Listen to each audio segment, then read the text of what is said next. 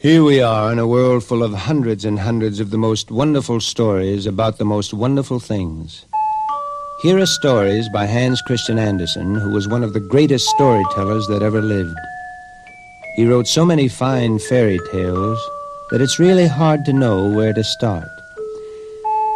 But do you know something?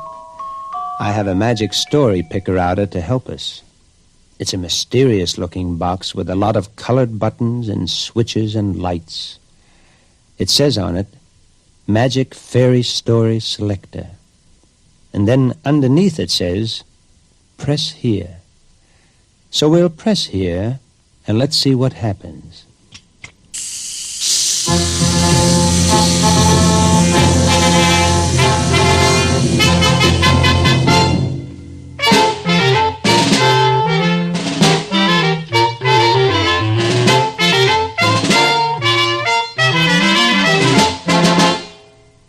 There was once a young prince who thought the time had come for him to be married.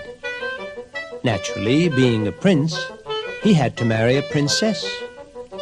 But sad to say, no matter how many princesses he saw or even met, he could never be quite sure that they were real, genuine, honest-to-goodness princesses. Well, as you can understand, this made him very unhappy, for he had so much wanted to find a real princess and marry and settle down. Now one night as he sat sadly in his castle, and the rain fell, and the thunder roared,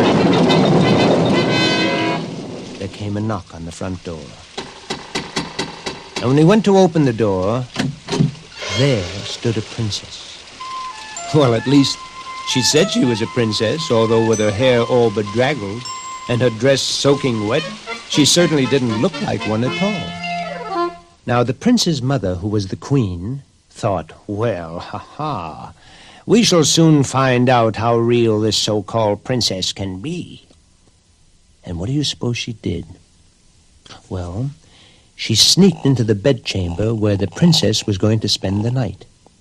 She took the mattress off the princess's bed, and on the flooring of the bedstead, she carefully laid a tiny little pea.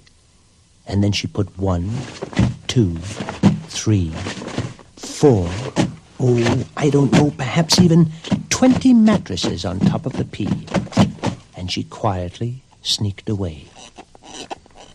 And now the princess, ready for her night's sleep, was shown to her bedchamber. Of course, she didn't know anything about what the queen had done.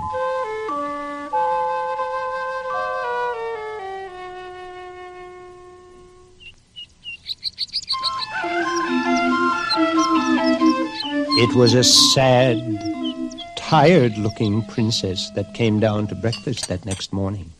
"And how did you sleep last night, my dear?" asked the queen. And the young prince, who had taken a fancy to this princess, held his breath, for everything depended on her answer. "Oh, I slept miserably," cried the princess. "I hardly closed my eyes all night long. I tossed and tossed and tossed. Goodness knows what was on my bed. I'm black and blue all over. It was simply dreadful." The prince knew that at last he had found a real princess, for no one but a real princess could be that delicate. And so they were married.